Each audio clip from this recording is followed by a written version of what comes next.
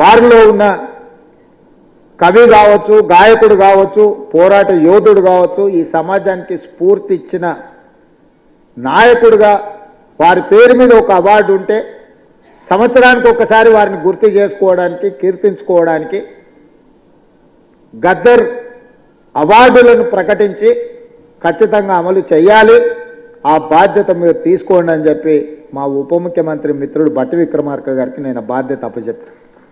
ఎందుకంటే బాధ్యత తీసుకున్న వాళ్ళు కూడా దాన్ని బాధ్యతాయుతంగా నిర్వహించినప్పుడు ఆ పనికి ప్రాధాన్యత ఉంటుంది. అదేవిధంగా వారు చనిపోయినప్పుడు నాకు బాగా గుర్తుంది. నేను ఎక్కడో ఉన్నా, గద్దరన్న ఆరోగ్యం విషమించింది అని చెప్పి టీవీలలో వస్తే నేను ఒక ఫోన్ చేసి అక్కడ హాస్పిటల్ వాళ్ళని అడిగిన, ఏంది పరిస్థితి అని. లేదండి, వారు తుది శ్వాస విడిచిండ్రు, మేము అధికారికంగా ప్రకటించడానికి మాకు ఇంకా కొన్ని కార్యక్రమాలు ఉన్నాయి అని చెప్పి హుటాహుటి నా కార్యక్రమం రద్దు చేసుకొని అమీర్పేట హాస్పిటల్కి నేను అక్కడికి వెళ్ళిన. అక్కడికి వెళ్తే సూర్యం కుటుంబం దుఃఖంలో ఉండ్రు. కొద్దిమంది అభిమానులు, ఎందుకంటే ఆ వార్త ఎవరికి పెద్దగా చేరలేదు. ఆనాటి ప్రభుత్వం పోలీసులను దించిండ్రు, పోలీసు వాహనాలు అన్నీ వచ్చినాయి, రోడ్లు క్లియర్ చేస్తుండ్రు.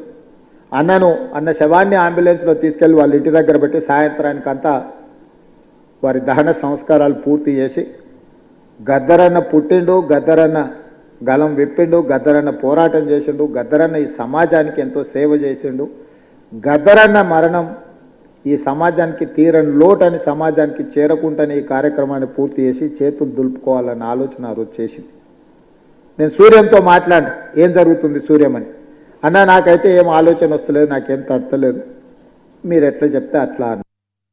సరే మంచిది ఉండని వీళ్ళకి అధికారులకు మాట్లాడుతూ కూడా, లేదు సార్ వారి ఇంటికి తీసుకెళ్ళి సాయంత్రం రాత్రి లోపల దహన సంస్కారాలు చేయాలి.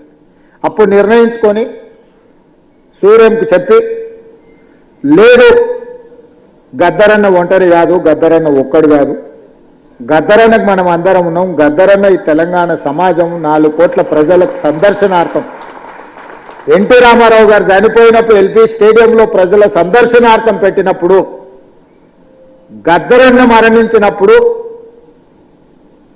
ఎల్బీ స్టేడియంలో ఎందుకు తెలంగాణ సమాజానికి, ఆయన అభిమానులకు, దేశంలో ఇతర రాష్ట్రాలు, ఇతర భాషల వాళ్ళు ఎంతో మంది గద్దరన్న అభిమానించే వాళ్ళు ఉన్నారు, వాళ్ళందరి సందర్శనార్థం ఎల్బీ స్టేడియంలోనే గద్దరన్న ప్రజలకు అందుబాటులో పెట్టాలి, చివరి చూపు ప్రజలకు అందించాలి అని చెప్పి నేను బండి ముందలే నా బండి పెట్టి గద్దరన్న అంబులెన్స్ని ఎల్బీ స్టేడియం వైపు తిప్పుకొని వచ్చిన ఆ రోజు.